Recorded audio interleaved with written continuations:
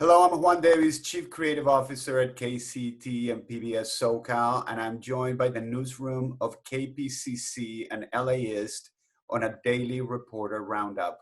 How is everyone today? Very well.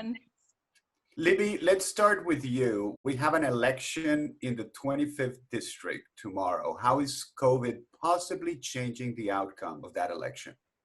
Well, every voter has been mailed a ballot in the 25th Congressional District, which is North LA County, Eastern Ventura County, and this is the seat that Katie Hill occupied until she announced she would resign last October. With vote by mail, you generally have a greater number of Republican voters responding, mailing in their ballots, especially when it is an off-time election like this May 12th special election. However, this is getting a lot of attention and national attention, and Democrats are working really hard to get out the vote in that race.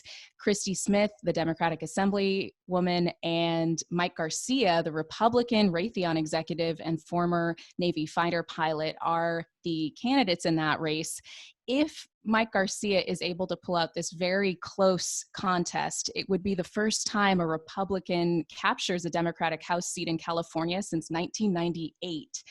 But no matter what happens in this race, and depending on how COVID affects the outcome and the turnout for voters there, these two candidates will face each other again in November. This election on Tuesday is just for the final 7 months of Katie Hill's term until January 2021. Our newsroom has been closely following the impact of coronavirus on other medical procedures, and Ellie has news about elective procedures.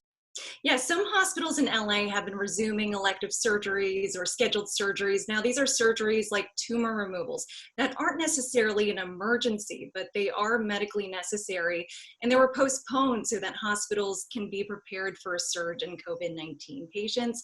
But resuming elective surgeries in a pandemic is complex. At Keck Medical Center of USC, for example, they're monitoring the number of COVID-19 cases in the county and making decisions on a daily basis. If they see an increase in cases or even a second surge, they're going to look at scaling back. Patients are also being required to test negative for COVID-19 before going through with their procedures. On a related note of who is and isn't getting the health care they need, Mariana's been looking at childhood vaccinations. Yeah, and we got an update. LA County's Department of Public Health reported that the childhood immunization rate here in the county was down more than 50% in April compared to last year. And the real concern is that if enough kids aren't vaccinated, there could be an outbreak of a disease like measles or pertussis that would affect not only those unvaccinated kids, but also those who are unable to get vaccinated because of their age or if they have like a compromised immune system. And the pediatricians I've spoken to really want families to come in for their vaccines, and they're changing the way that they work in order for people to stay safe. Everyone's wearing a mask, there's rigorous cleaning, sick and well child visits are happening at different parts of the day, and the Altamed Clinic at Children's Hospital LA is even offering drive-up appointments where kids can get immunized outside. Finally today, Emily's been looking at the situation at Terminal Island Prison. So Terminal Island, if you don't know, that's in San Pedro, which is next to the Port of LA. More than 700 people at this prison, that's prisoners and staff, have tested positive for COVID-19. 7 people have died. The most recent was an inmate who was in there serving time for tax fraud. This is a low security prison. Many of the roughly 1,000 inmates there need long-term medical care. So families of prisoners say, you know, a lot of the times, for instance, this person who died and was serving time for tax fraud, they didn't deserve a death sentence. There's been several protests there. I went to one last Friday. I met a couple who traveled from Utah to be there to protest conditions and lack of information at the prison.